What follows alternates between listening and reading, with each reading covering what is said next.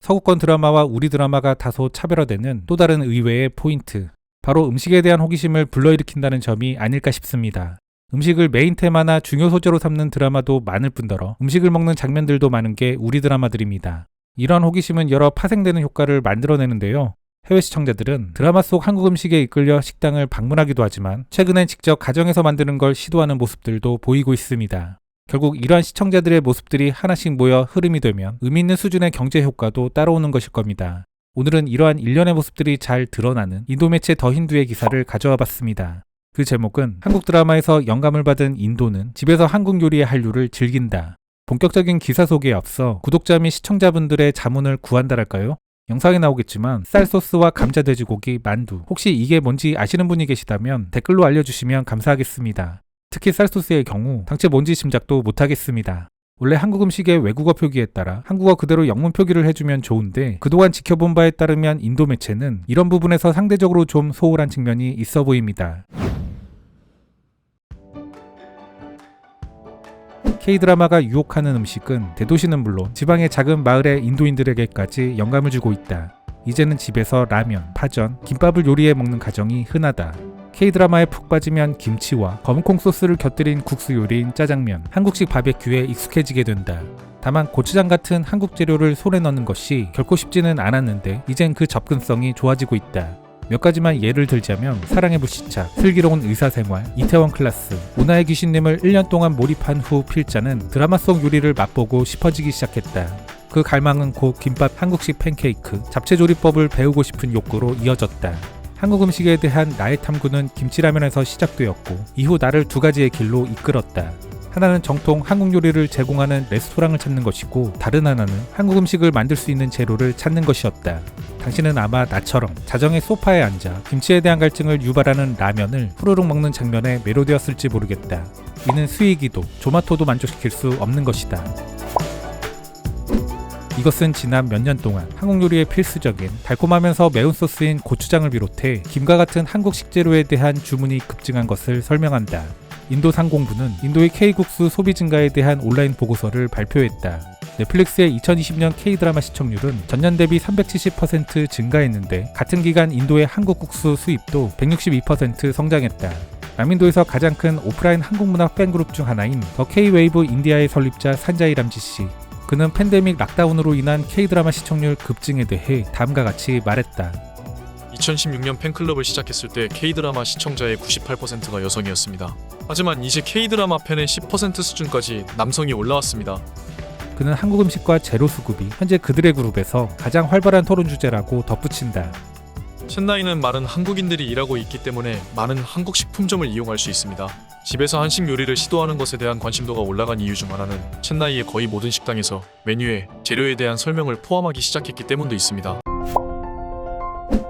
한국의 삼양라면과 소스류를 수입해 판매하는 식품 수입업체 루티 인터내셔널의 스네하 보라씨. 그녀는 인도에서 라면 수요가 늘어나냐는 질문에 다음과 같이 답했다. 처음엔 20피트 컨테이너를 2달에 한 번 가져왔습니다. 하지만 이제 우리는 매달 40피트 크기의 컨테이너 10에서 11개를 가져옵니다. 한국 음식에 대한 수요가 증가함에 따라 전자상거래 플랫폼에는 라면, 참기름을 비롯해 칠리 파우더인 고춧가루 등을 판매하기 시작했다. 일부는 또한 사골국물 및 기타 특수한 한식재료까지 판매하고 있다. 지난 2018년 한국 제품을 판매하기 시작한 온라인 마켓플레이스인 코리카트는 특히 2020년 3월과 12월 사이에 매출이 급증하는 모습을 보였다고 밝혔다. 이러한 수요에 힘입어 코리카트는 한국 식품을 오프라인에서도 판매하기 시작했다. 인기 있는 한국 국수 브랜드 중 하나인 농심은 지난 2020년에 인도 매출이 100만 달러를 기록했다고 밝혔다. 이는 전년 대비 130% 성장한 것이다. 급격한 매출 증대에 따라 이 회사는 인도를 중요한 시장으로 간주하며 현재 인도 소비자들의 움직임을 주목하고 있다. 한국의 또 다른 인기 국수 브랜드인 삼양은 현재 상승하는 고객 인지도에 고무되어 인도의 원티어 및 투티어 도시들을 공략하고 있다. 새로운 맛에 대한 수요는 새로운 비즈니스도 탄생시켰다. 타밀나두에 기반을 둔 식품 생산 기업의 설립자인 라크나 라오씨. 그녀는 한국이 아닌 인도 현지에서 재배한 고추와 작물들로 고춧가루와 된장, 고추장을 만든다. 그녀는 한국 풍미를 주는 신선한 소스와 딥을 만들고 싶다는 바람에서 사업을 시작하게 됐다고 밝혔다. 김치엔 된장국이 딱이에요. 제 온라인 구매자분들은 사이트에서 파는 페이스트를 많은 곳에 사용하고 김치를 만드는 데도 활용합니다. 한편 마스터 차오는 지난 2020년 6월 델리에 기반을 두고 운영하기 시작했다. 창업자 비두루 씨에 따르면 고객들은 인도인들에게 완전히 새롭게 다가오는 정통의 한국 음식에만 사용하기 위해 재료를 구매하는 게 아니라고 말한다. 예를 들어 한국 음식은 매운 향신료가 많이 쓰이는데 이것은 인도인의 입맛을 사로잡은 이유 중 하나이기도 하다. 이러한 향신료 제품을 인도 음식에도 사용하는 추세가 있는 것이다. 참고로 된장국이라고 번역한 내용의 원문은 미소스비인데요. 우리의 된장국을 말하는 건지 일본의 미소를 말하는 건지는 맥락을 따져도 명확하진 않아서 그냥 된장국으로 번역했습니다. 사실 우리는 미소와 된장국을 명확하게 구분할 수 있지만 외국인들에겐 잘 구분되지 않고 구분하더라도 예민하게 나누지 않습니다. 앞으로는 우리의 된장국이 더 잘 알려져서 미소보다 더 대표적인 명칭이 되었으면 좋겠습니다. 인도와 한국 간의 지속적인 문화교류를 확장시키기 위해 2006년 첸나이에 설립된 인코센터의 이사인 라티 자퍼 씨. 그녀는 한국 음식에 대한 관심이 꾸준히 증가하는 것을 목격했다고 말한다. 한국을 여행한 적이 없는 K-드라마 팬들은 한식의 다양한 측면을 이해하기 위해 유튜브 등을 활용해 추적합니다. 출연자들에게 쏟아지는 문의와 요청들은 대부분 드라마에서 흔히 볼 수 있는 음식에 대한 겁니다. 예를 들면 국과 잡채, 김치, 비빔밥과 같은 것들이에요. 한편 뭄바이에서 활동하는 채식 전문 셰프 키르티다 파드케시의 한국 음식 사랑은 세계적인 한류 열풍보다 훨씬 이전부터 시작되었다. 한국 음식과의 연결은 그 강렬함 때문에 즉각적이었습니다. 저는 일본에서 자랐는데 한국 음식을 처음 맛봤을 때 곧바로 만드는 법을 배워야 한다고 생각했습니다. 이젠 김치와 찌개, 전을 직접 만들어요.